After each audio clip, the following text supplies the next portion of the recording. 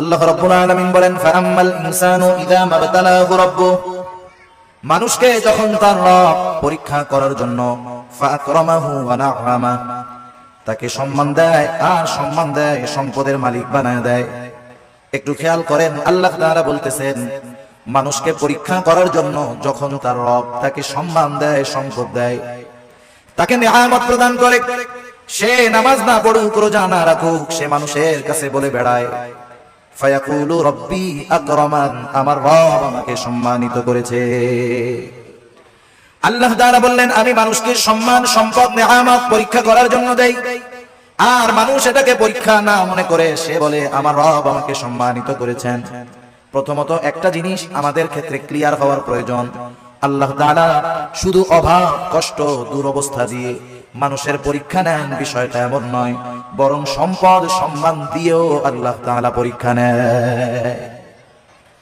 যদি এমনটা হতো সম্মান, সম্পদ মানুষের আল্লাহ তাআলার ভালোবাসার মাপকাঠি, যে যাকে আল্লাহ রাব্বুল আলামিন বেশি ভালোবাসেন তাকে মনে হয় আল্লাহ তাআলা বেশি সম্পদ দেন, বিষয়টা যদি এমন হতো, বলেন তো দুনিয়ার মধ্যে আল্লাহ তাআলার সর্বাধিক প্রিয় বান্দাদের তালিকায় কারুনের নামটা হয়ে যাইত। কারুন তো পৃথিবীর অন্যতম বড় এক ধনী ছিল। বলেন তো আপনারা সহজেই জবাব দিতে পারবেন কারুনকে আল্লাহ তাআলা ভালোবাসে নাকি? একটু জোরে বলেন না, বাসে?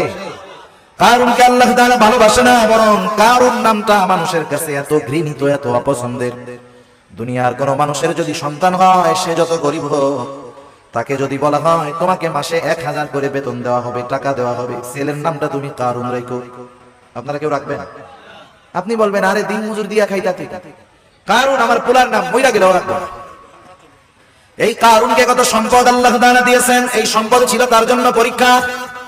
সম্পদের মালিক কারুন যখন হযরত মূসা আলাইহিস সালাম কারুনকে বলল, কারুন তুমি তোমার সম্পদের যাকাত দাও, কারুন যাকাত দিতে অস্বীকৃতি জ্ঞাপন করলো। শুধু তাই না, সে মূসা আলাইহিস সালামকে অপমান, অপদস্থ করার জন্য, অপবাদ দেওয়ার জন্য একজন খারাপ মহিলাকে সে ভাড়া করলো, শিখায় দিল তুমি মানুষের সামনে বলবা মূসা আলাইহিস সালাম আমার সাথে জিনা করেছে, অপকর্মে লিপ্ত হয়েছে।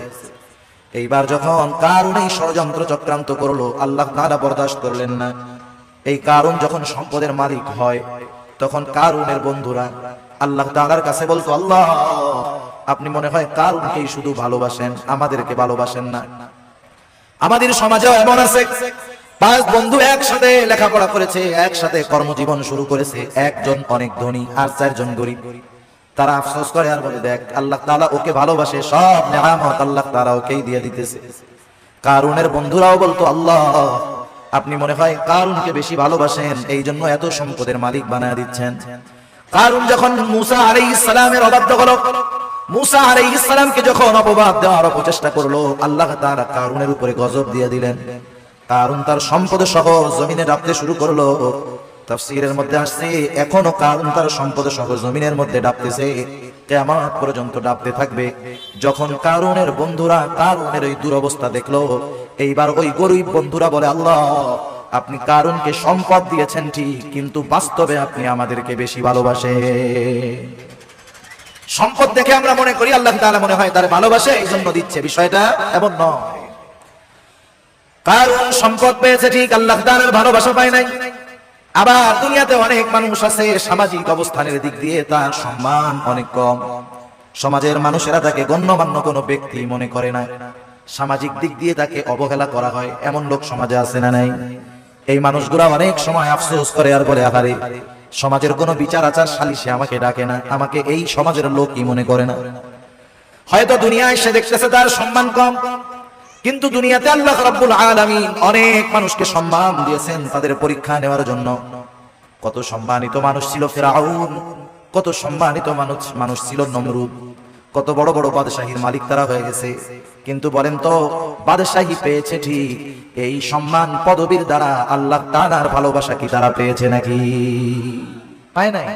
যে কথা বোঝাইতে চাইলাম যে সম্মান সম্পদ কারো থাকলেই এটা মনে করার সুযোগ নাই যে তাকে আল্লাহ তাআলা ভালোবাসে। সম্মান সম্পদ দিয়ে আল্লাহ তাআলা মাঝে মধ্যে পরীক্ষা নেন, কিন্তু বোকা মানুষগুলা কি মনে করে? বোকা মানুষগুলা মনে করে আমারে আল্লাহ সম্পদ দিছে, ভালো না বাসলে দেয়, আমারে আল্লাহ চেয়ারম্যান বানাইছে, এমপি বানাইছে, সমাজের বড় ভিআইপি সিআইপি বানাইছে, আল্লাহ ভালো না বাসলে কি এগুলা দেয়? তারা এটা মনে করে, অথচ আল্লাহ কি বলেন যে তাদের রব তাদেরকে এগুলা দিয়েছে পরীক্ষা করার জন্য, আর তারা বলে আমাদের রব আমাদেরকে সম্মানিত করেছে। এরপরে আল্লাহ রাব্বুল আলামিন বলেন ওয়া আম্মা ইযা মাবতালাহু ফাকাদারা আলাইহি রিজকাহু ফায়াকুলু রাব্বি আহানান। আবার মানুষকে যখন তার রব পরীক্ষা করার জন্য রিজিকের মধ্যে সংকীর্ণতা দিয়ে দেয়, অভাব দেয়, সম্মানটা কমে যায়, কষ্ট ক্লেশে সে পতিত হয়, এইবার ও এইটাকে পরীক্ষা মনে করে না, বরং তার এই অভাব কষ্ট ক্লেশের জন্য সে আল্লাহ তাআলাকে দায়ী করে। বলে ফায়াকুলু রাব্বি আহানান, আমার রব আমাকে অপদস্থ করেছে, অপমানিত করেছে। মুফাসসিরিনে কেরাম বলেন সে তার ভাষায় বলতে চায় যে আমি সম্মানের উপযুক্ত ছিলাম কিন্তু আল্লাহ আমাকে সম্মান দেয় নাই। নাউজুবিল্লাহ বলেন।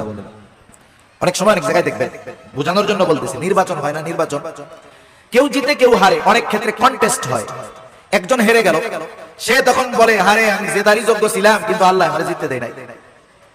সে না জয়ী হওয়াটাকে দোষ দেয় কার? আল্লাহ তাআলা।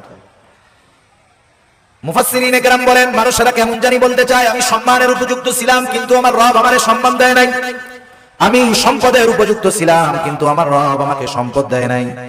সে তার রিজিকের সংকীর্ণতাটাকে পরীক্ষা মনে করে না, বরং সে তার রিজিকের সংকীর্ণতাটাকে আল্লাহ রাব্বুল আলামিনের উপরে দোষ চাপায়া দেয়।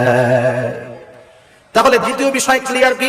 দ্বিতীয় বিষয় হলো যে আল্লাহ তাআলা এক নাম্বার সম্পদ সম্মান এটাও পরীক্ষার জন্য দেন, দুই নাম্বার রিজিকের সংকীর্ণতা, দুনিয়ার কষ্ট ক্লেশ অপমান এটাও আল্লাহ তাআলা পরীক্ষার জন্য দেন। কি দেখতে যান পরীক্ষার মাধ্যমে? আল্লাহ তাআলা দুই অবস্থাতেই দেখতে যান যে বান্দা সুখ স্বাচ্ছন্দ্যের জীবন পেয়ে আমি আল্লাহকে ভুলে যাই কিনা। আল্লাহ তাআলা দেখতে যান বান্দা কষ্ট ক্লেশে পতিত হয়ে আমি আল্লাহ তাআলাকে দোষারোপ করে কিনা। যারা আল্লাহ তাআলাকে দোষারোপ করে না, অভাব কষ্ট ক্লেশে পতিত হওয়ার পরেও আল্লাহ রাব্বুল আলামিনের উপরে সন্তুষ্ট থাকে, এরাই হলো পরীক্ষায় পাস। আর যারা সম্পদ সম্মানের মালিক হয়ে যখন নাফরমানি করে অহংকার করে এরা হলো পরীক্ষায় ফেল। এখন দ্বিতীয় শ্রেণীর মানুষ যখন অভাবে পড়ে আল্লাহ তাআলার ব্যাপারে বলে ফায়াকুলু রাব্বি আহানান, আমাদের রব আমাকে অপমানিত করেছে, আমার রব আমাকে অপদস্থ করেছে।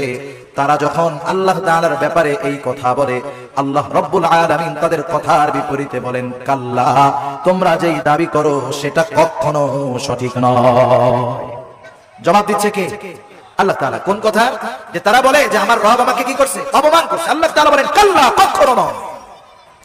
না বোধক শব্দ আছে অনেকগুলা, যেমন একটা শব্দ হলো লা, সাধারণ শব্দ না। কাল্লা কখনো নয়, এটা আরো দৃঢ়তার সাথে না বোধক অর্থ বোঝায়। আমি শব্দটার ব্যাখ্যার দিকে যাব না, যাই হোক দৃঢ়তার সাথে আল্লাহ তাআলা বলতেছেন কখনো নয়, আমি কখনো এমনটা করি নাই, বরং তোমরা যে রিজিকের সংকীর্ণতার মুখোমুখি হও এটা তোমাদের নিজেদের কারণে।